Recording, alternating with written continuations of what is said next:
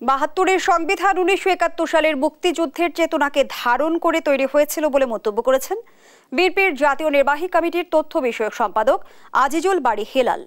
তিনি জানান, এই সংবিধান ১৬ বার সংশোধন হয়েছে এবং প্রয়োজনে আরও সংশোধন হবে।